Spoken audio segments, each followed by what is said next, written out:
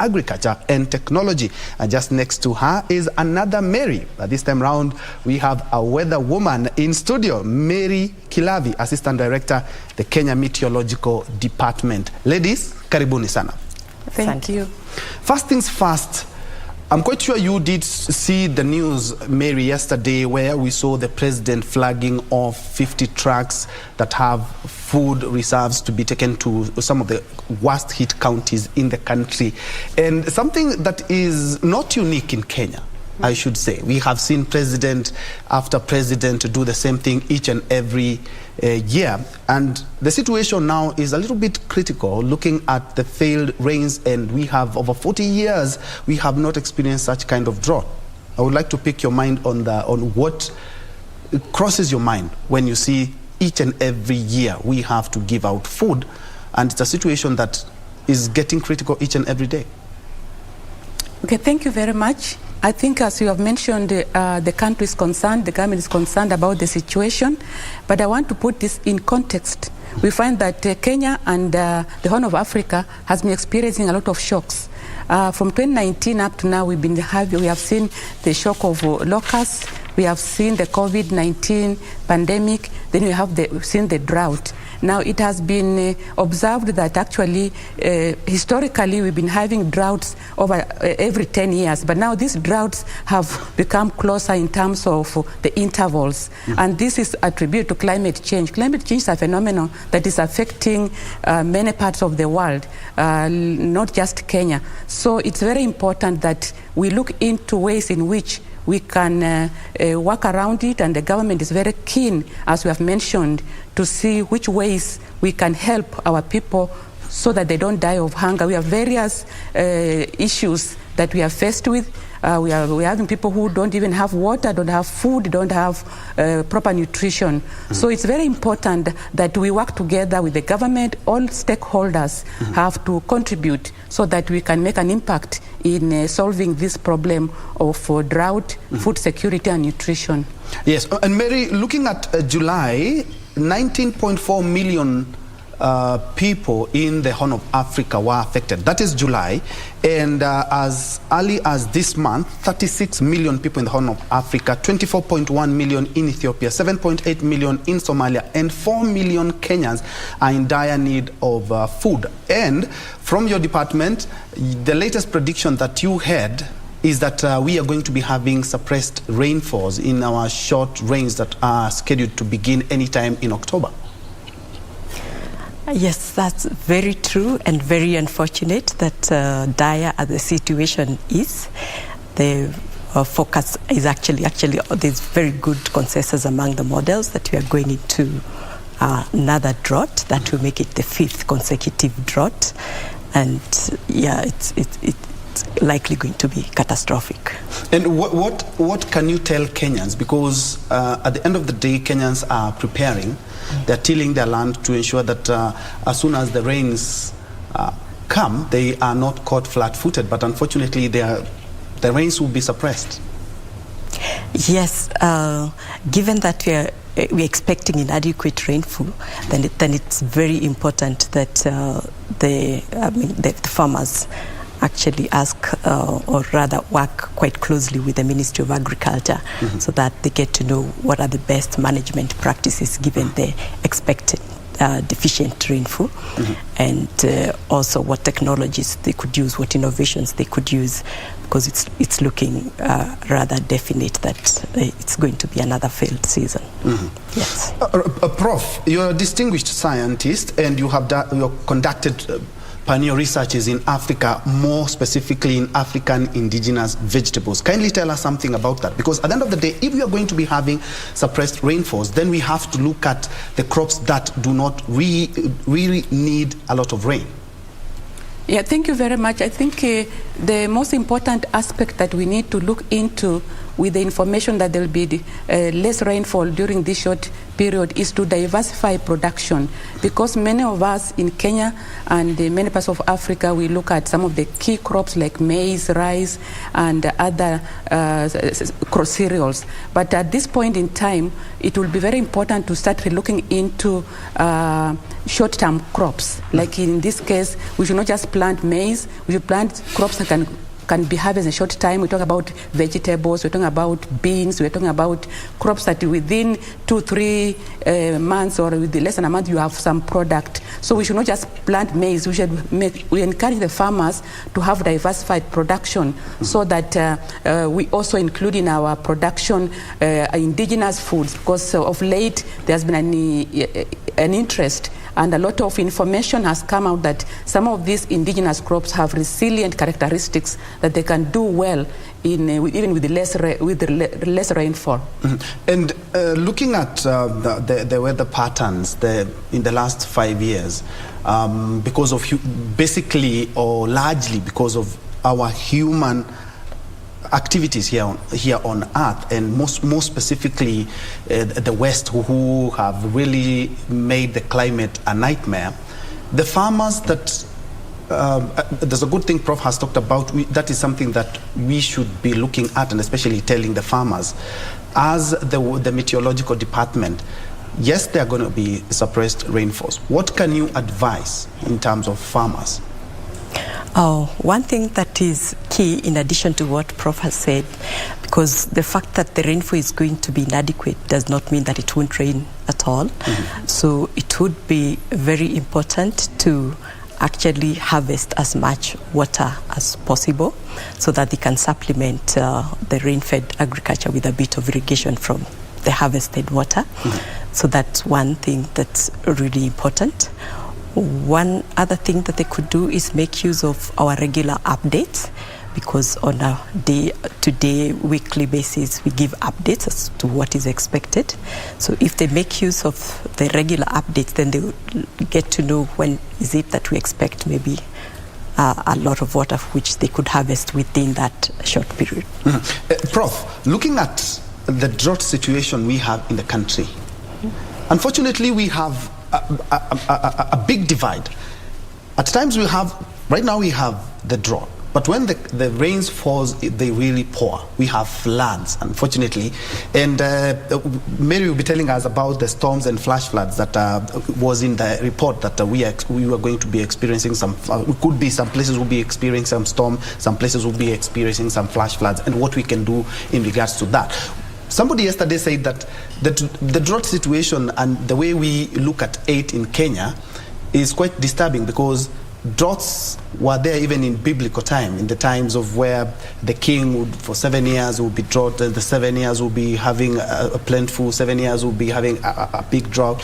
We had floods from the times of Noah, but unfortunately, as developing countries, we have not read these signs, or we have not read the Bible well, because this is something that happens each and every year. We have even developed countries chipping in with food and fertilizer just for free. But unfortunately, the rains come and we do not do sufficient. When they go, we are in the situation that we are in right now. Yeah, thank you so much. I think in this particular aspect, it is very important for the country, farmers, and even counties to plan. What I mean is that when there is floods, when there's a lot of rain, we have technologies that have been developed, what we do, water harvesting. These technologies need to be practiced, so that if there's plenty of water, it is you harvest the water.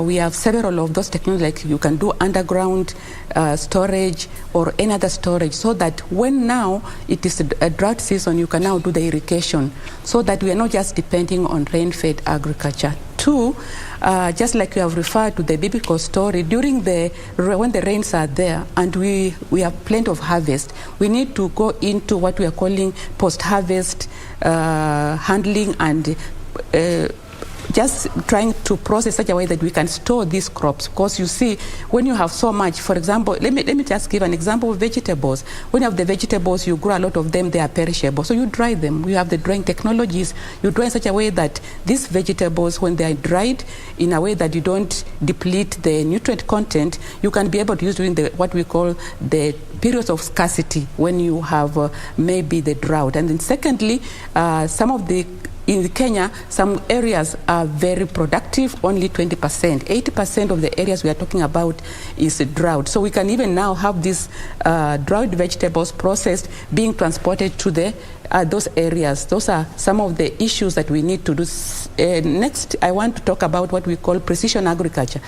Precision agriculture is where you have that water you have harvested and you put it where it is needed. We have those technologies. Even a small-scale farmer will just put the water where it is needed. So those are and then we have also the government, especially KALRO and Ministry of Agriculture, have been talking about what we call smart agriculture. Smart agriculture means that you maximize on the input so that you are not wasting water, you're not wasting any inputs. So those are the technologies from where I see that can be harvested. These technologies are there. Yes, they just need to be put in place or they are practiced. The farmers just need to be re-educated. This is what we have, and each farmer can do it at a household level, and the country can adopt now the irrigation system where they have to store this water and then it's used during the time of drought.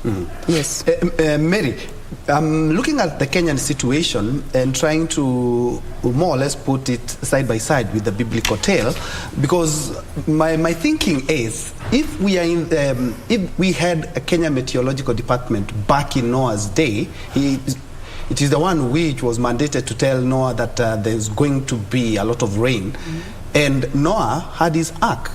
In the same way, the Kenya Meteorological Department, if it was back then, it would have spoken to Joseph in the dream and tell him the 7 years, so there's going to be plenty of food, and then 7 years there's going to be a lot of drought. And those two gentlemen did heed to that call. But here in Kenya, we are told that they're going to be suppressed rainfall. We're going to be having the worst drought in recent years. But unfortunately, what we have is flagging of relief food. Does it not disturb you? And in your prediction, you talked about storms and flash floods. This is something that we can harness, because these rains are going to be there for what, like 3 months, October, November, and December. And then in January, we have a dry season again. We are having 4 million Kenyans who need food, and the suppressed rainfall cannot be doing anything justice to these people. We are experiencing something that is unprecedented. Yeah, indeed. To the extent possible, we should really avoid getting to this point, and that could be best done by making use of the forecast.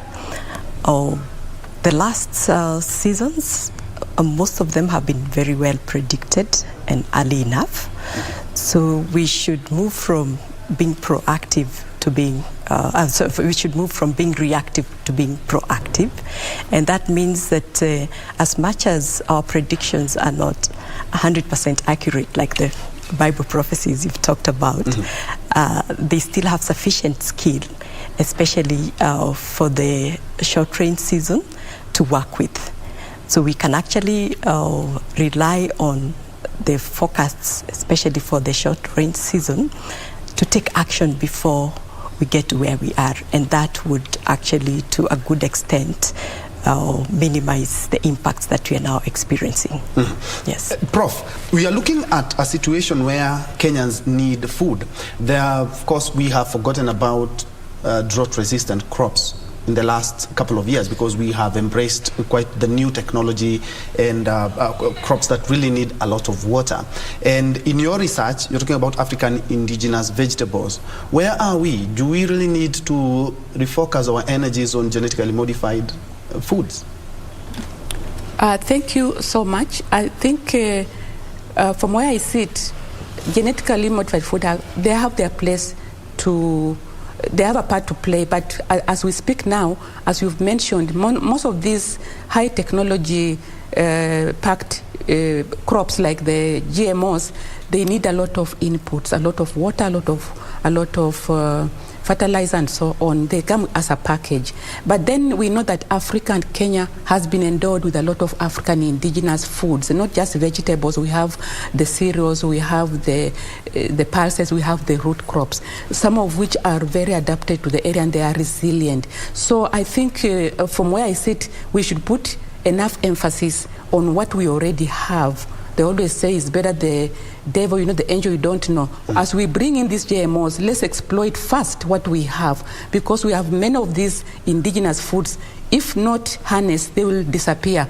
And we know that from historical, if we go back to history, many of our great-grandfathers never suffered drought, never suffered hunger or anything, because they were using these drought-resistant crops naturally. Of course, we have those drought-resistant crops which are coming up as hybrids, but now these particular ones have the inbuilt ability to withstand drought and to be able to even to be stored. So as a country, as a people, we should now try to salvage the little African indigenous foods that we have. And from where I sit, my research has shown that actually we have a lot of African indigenous vegetables which are very resilient, very nutritious, and they have a lot of advantages in terms of nutrition. So I would urge us as a people, as the government of Kenya and people from Kenya and Africa, we should look at what we have, because you see, every country or every continent has its advantages. So let's take advantage of our niche, because we don't have to take everything that's coming from the international community or conventional. Let's see what we have at our table. I will start with what we have, and then we can bring in others just to fill the gap. Yes. All right. And Mary, you will be telling us a little bit on after you, because mostly your role is more on advisory. This is going to happen. This is going to happen. So what do we do after that? Your advisory role vis-a-vis what government agencies should do with that information. But before then, let's now first of all cross over. Belarus is a non-government organization which is currently launching a cleft medical center that will be offering free cleft surgeries. And I can see Beatrice Gatonyang-Etich on standby to give us more. Beatrice, if you can hear me, good morning.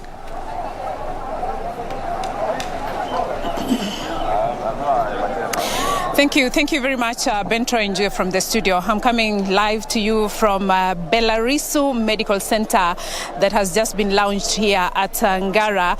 This in collaboration between Belarus Foundation and Smile Train that have come together to come up with this center here. And it is a center that will be offering comprehensive cleft care. We're talking about people or children who have cleft complicated related issues, that they can walk here and get free medical care, free surgeries from this particular center. But just to tell us more and paint to us a picture of what this really means to our society, I bring you Dr. Abdul Hakim Kemani, who is one of the founders of these centers, just to paint to us a picture of what this center means to the locals and Kenyans at large. Karibu sana here at KBC Channel 1. Just tell us, where did all this start? So this started with our foundation. We have a cleft foundation called Belarus Foundation, and we've been doing these surgeries for 5 years now. We've been able to operate on 3,000 patients in Kenya and also in other African countries. So we sort of coined this idea of having a center where we can be able to refer patients, and patients can actually come and get these services always.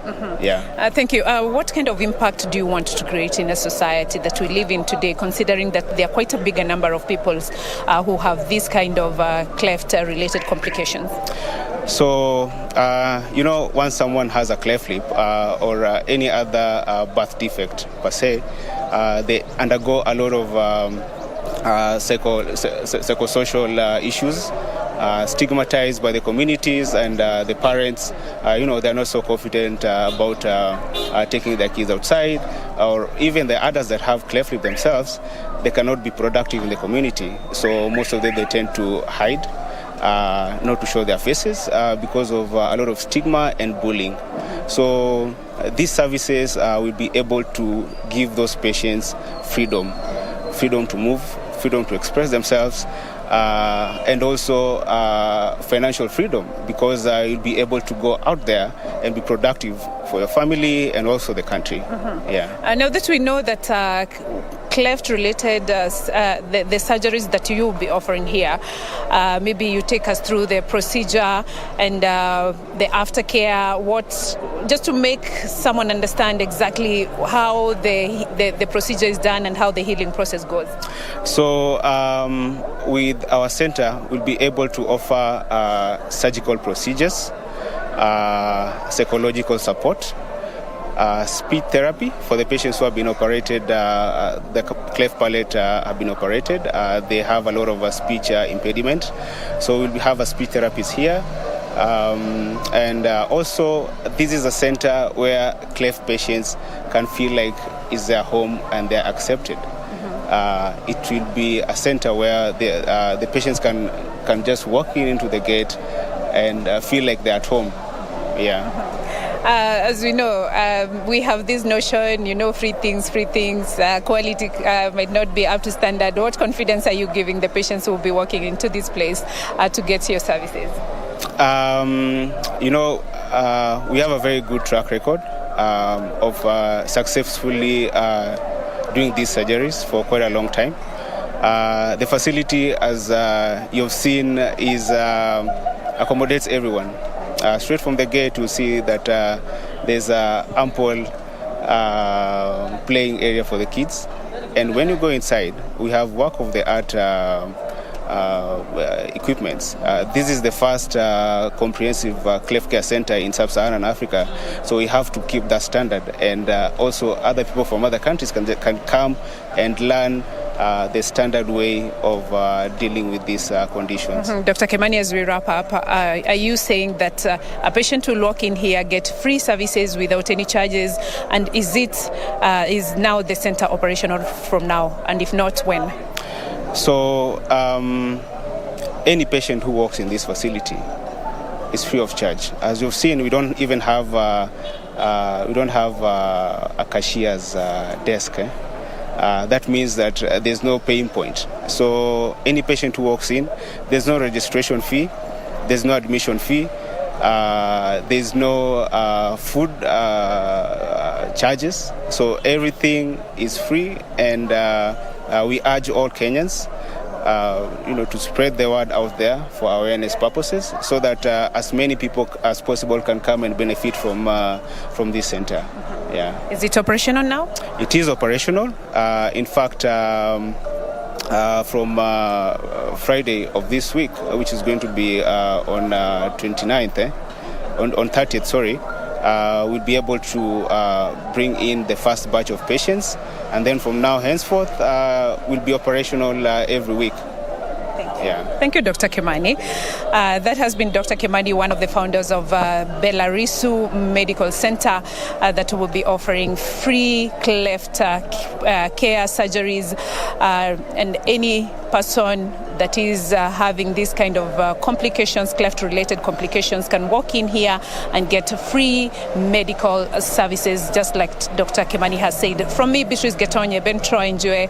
I don't have much for now, much later. Asante sana. Thank you so much, Beatrice Gatonye, there live from Ngara. Now, the Belarisu, the NGO that has just launched a cleft medical center. Remember, no registration, no cost whatsoever, and it's going to be a sigh of relief for people who have suffered for ages due to this birth defect. And from there, of course, BT will be coming with a comprehensive report in our subsequent bulletin. But we are now crossing over to the National Construction Authority Awards, which are currently ongoing here in the capital, Nairobi, at a city hotel. And we have the PS Transport, Solomon Kitungu, in attendance and is currently addressing. Let's first of all stopped the project. And if we have also gone there, the county government has also gone there and issued an enforcement order. What have we been doing? Because that building at that moment was on the first floor. Today, it fell and fell on other buildings and killed Kenyans when it was on the 6th floor. So one of the things that I would want to emphasize for the National Construction Authority is actually streamlining partnerships. I think all we know that as a National Construction Authority, we cannot do everything on ourselves. And what is important is that we go out there and have some formal working relationships with our other partners, other than some like the county governments. And I really liked what the governor of Kiambu said yesterday, because he said that even the sub-county administrators, they should be able to help in things like this. So actually what we should go out there and do is make sure that we entrench ourselves more, that we have more in this partnership, that it is not just the NCA officer who goes to visit once in a while, and it's also not just the county government officers who also go to visit. I think we should try and streamline our relationships so that we can be more effective in monitoring what is happening to the sector. So I am really impressed by the fact that we want to revive this exercise of recognizing those who have done well. Whenever we talk about those collapsing buildings and so forth, I think we also take an opportunity to look at the beautiful houses which surround us, the skyscrapers, the beautiful homes and so forth, which really have been done by people from this industry. And I think it is important that we also take time, because we register contractors, that we also take time to appreciate those contractors. That is a Transport PS Solomon Kitungu, live from the Radisson Blue, where the National Construction Authority are holding their construction awards. And some of the issues that have been pointed out in that seminar and awards is that the regulation of construction industry still remains a big challenge.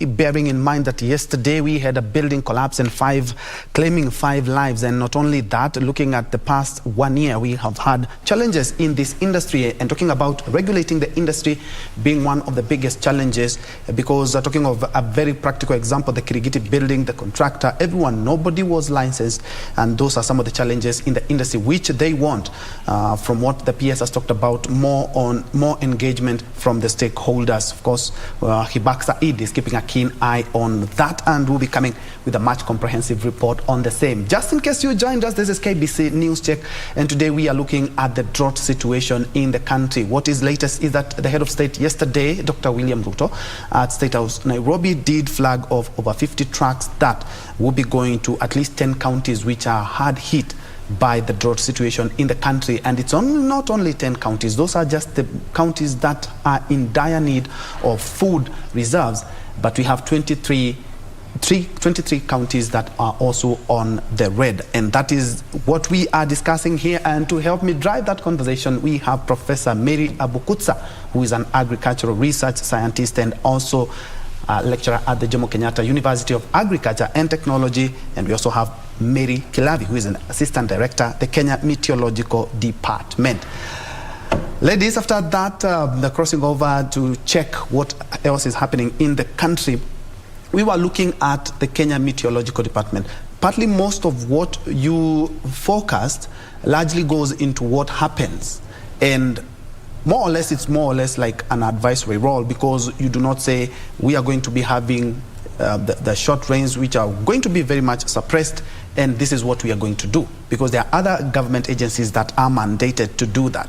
Your advisory role vis-a-vis what happens after you've advised the government or stakeholders in regards to what? Because for now you have clearly indicated that we are going to be having short rains which will be quite short. Mary. Yes. So because we recognize that we do not have all the knowledge that is required for the kind of action that needs to be taken. So what we've been doing, especially quite lately, is to work quite closely with the different agencies that are mandated with disaster risk reduction in their various sectors. So when we're releasing the forecast, we actually come together in a forum and we discuss and we look at the forecast. And for the various sectors, we do what is now commonly called co-production. Mm-hmm. So we look at the expected impacts in the various sectors. Mm-hmm. And out of that, then the sectors are able to actually come up with advisory that is dependent on the expected rainfall. And the latest report where you said that we are going to be having suppressed rainfalls in our short rain season. Yes. What are some of the emerging issues that came up during the last meeting that you talked about? Yes, of course, one that is really key, especially going by what is happening right now, is that the current drought in terms of food security and water availability is expected to actually deteriorate. And hence, it's really important that the government does what is actually doing right now to continue with food relief and other measures to mitigate the impacts and to prevent, to whatever extent, a loss of lives. For the health sector, with reduced rainfall, then hygiene issues are likely, a reduced amount of water, health issues are likely to arise, and there's the chance that some communicable diseases there could be an upsurge of such, like dysentery and maybe amoeba and several other diseases that come due to insufficient amount of water for hygiene purposes. Yeah. Yes. Prof, looking at the season that we are headed to, going to be having suppressed rates. I cannot re-emphasize that enough. But looking at the solutions that we have here in Africa, the war in Ukraine has exposed something that a lot of Kenyans and perhaps a Horn of Africa, the 36 million who are facing starvation in the Horn of Africa, didn't know, is that we do import a lot of wheat, a lot of maize, a lot of soya. Basically, we are importing a lot of foodstuffs, and anything happens, for example, the war that is there, the high food prices and the high fuel prices are only exacerbating the situation. What are some of the homegrown solutions that we can have? Okay, thank you very much for that question. I want to emphasize the point that in Africa, in Kenya, we have advantages, or we have some of the solutions that we can use, what you have just called homegrown solutions. One of them is that we have to look at ways in which we can improve production of the key foodstuffs, like the ones we've mentioned, like the maize. But instead of rice and wheat, we can now start emphasizing the production of other starchy foods that are indigenous to Africa. I want to talk about millet, I want to talk about sorghums, I want to talk about beans, bambara nuts, and those are foods that are actually not just resilient in terms of production, but they are very highly nutritious. For example, if you take like bambara nut, it's a nut that is described as a whole food. So we need to look at the whole list of all the indigenous foods that we have. And a lot of research has been done on this. Calro has done a lot of research. Universities have done this work.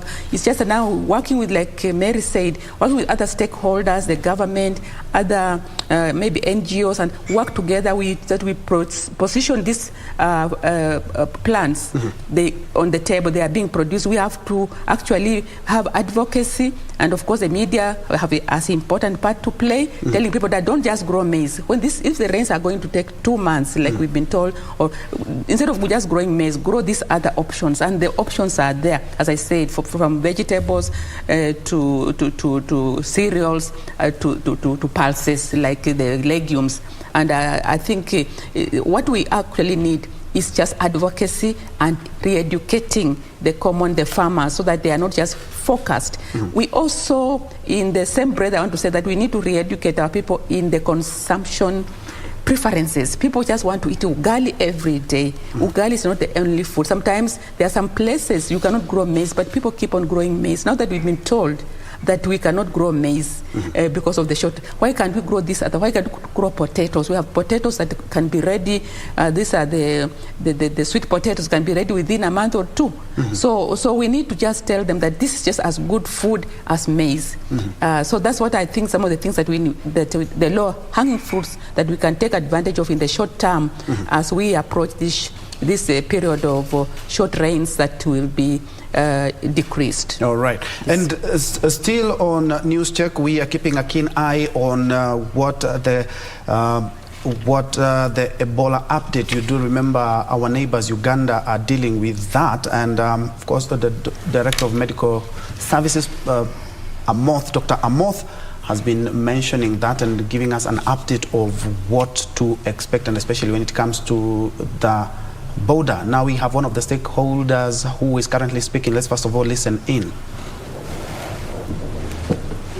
And we've seen people who've actually, like Ebola survivors in other outbreaks, who've had to deal with that stigma, even having survived, which many of them actually, like the burden of the stigma affects them for their entire life. And some people maybe even wish that they may not have survived, because we know that the case fatality rate is very high. So we really have to have a balanced sense of maybe reporting or commenting, so that we are not looking for the story, but thinking of the person behind the story, rather than sensationalizing that individual person, because then people always, because Ebola is not always thought about in positive terms. I think any new disease is not always thought about in positive terms. So we really need to be balanced and cautious, so that we are not perpetuating stigma while we are trying to report even potential cases or outbreaks.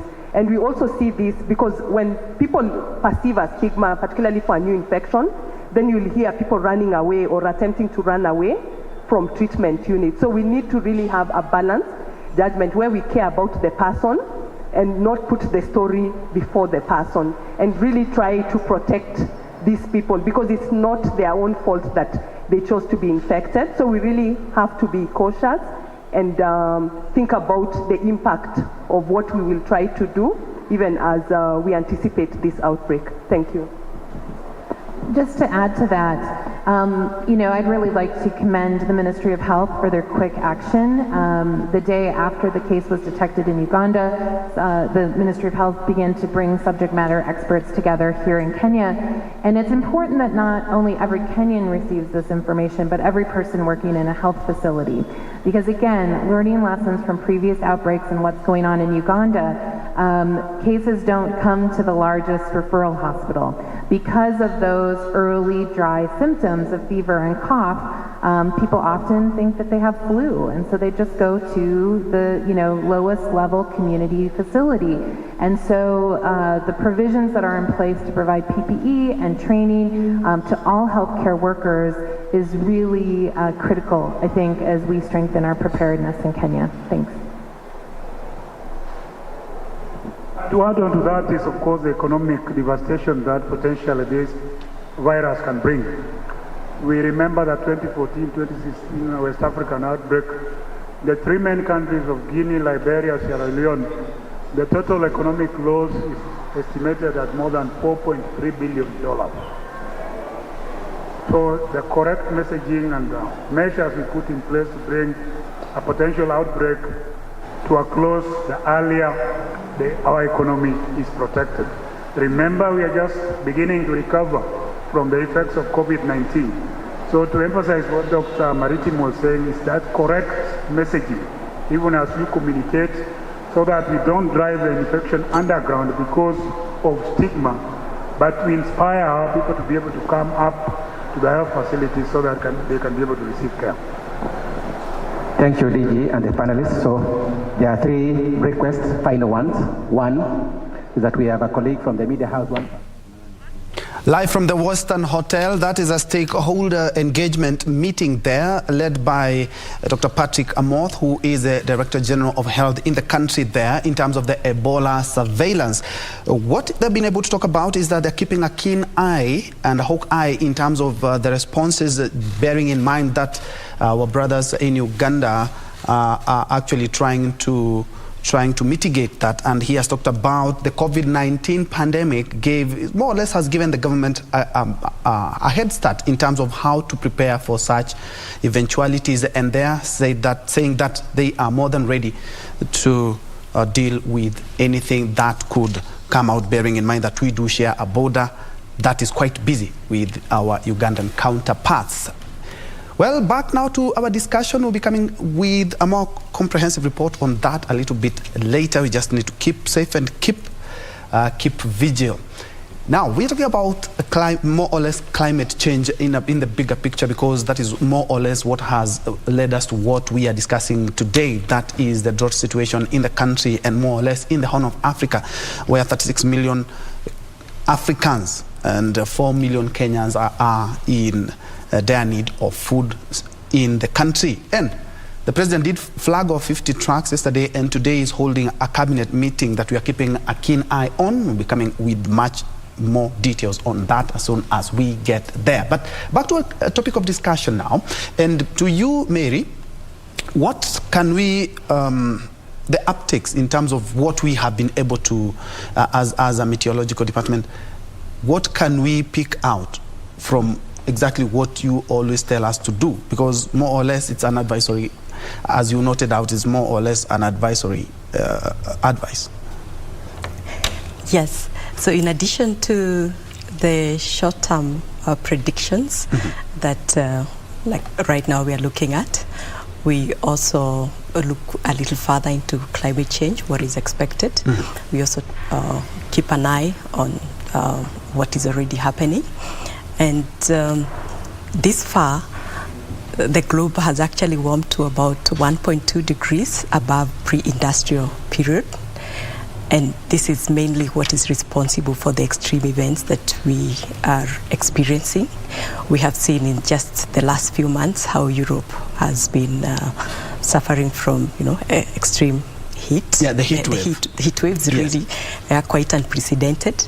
We are now seeing this prolonged drought. And in other parts of the world, we've seen Pakistan, the flooding that was happening just a few weeks ago.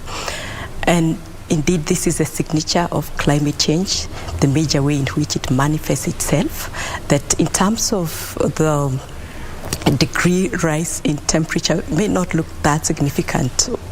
For example, we are sitting here, if it rises from 25 degrees to 26 degrees, we may not quite realize or really feel it. But the major impact of the mean change in temperature across the globe is actually what now we're beginning to experience, much more frequent and intense extreme events. So we are beginning to realize much longer droughts that are more intense, and the kind of flooding that we are seeing in other parts of the world. So that is what is happening now, so which means we are beginning to really feel the heat of climate change, in the sense that we're experiencing much more intense extreme events. And that is actually what is expected. It's expected to only get worse in the future. Our projections are showing that at least by 2040, we are likely going to get to the dreaded 1.5 degrees Celsius, rise above the pre-industrial times. And that is only going to make things worse. So it means we really need to brace up for the warmer climate and the more extreme events that are going to be more intense and more frequent in the future. Indeed, Prof, what Mary is talking about could be would disturb our minds in terms of what we are expecting in the coming days. We are getting more advanced, but unfortunately the technology that we have, we are not quite using it to mitigate climate change or even drought situation in the country. What are some of the technological advancement that can help to sort out this? And also, you've worked on 9 varieties of African indigenous vegetables. You can tell us something about that, which could help in the food sufficiency in the country. Okay, thank you very much. First and foremost, with regard to technology, the information that we get from meteorological, like the way it has been articulated by Mary, we find that the scientists or researchers are looking at ways in which you can improve production, what we are calling climate smart production, and there's a lot of programs that we are carrying out with CALRO to come up with ways in which we can do production to avoid or to be able to adjust to the changing climate. So the technologies are coming up in terms of how do we produce the food in a particular way, in such a way that it grows very faster. We have technologies, of course, they are not widespread, but the technologies especially attractive to the youth. Like when you talk about greenhouse technology, which we can control the environment. We have also soilless cultures where you do production, especially the short-term crops. So the technologies are coming to help us in the long run to deal with the problem of climate change. And then, as I said earlier, we are looking at also at varieties that are that grow faster and mature faster, so that we are able to get produce or harvest before the deleterious effects of climate affect the produce. Then when we come to the varieties, like I mentioned earlier, we have actually a rich resource in agricultural biodiversity, indigenous foods, and so on. Just as an example, my area is African indigenous vegetables. What we've done is actually not to develop new hybrids, but we have taken what we have in Kenya and in Africa. We did some collections in collaboration with the international, like the World Vegetable Center in Arusha and in Taiwan. We looked at these varieties from Africa of vegetables, described them, and analyzed them in terms of nutrition, in terms of resilience, in terms of economic importance, and we came up with 9 varieties. These varieties, actually, we have like Managu, we have 3 varieties, we have Saga, 2 varieties, we have Mrenda, 2 varieties, and then vine spinach, which is Derema, 2 varieties. These varieties are there, and actually we've been trying to see how to popularize them. We have been sharing with the farmers all over Kenya, giving them part of the varieties, because these are not new varieties. We are just cleaning them and giving them agronomic practice so that they can be produced in an optimal way.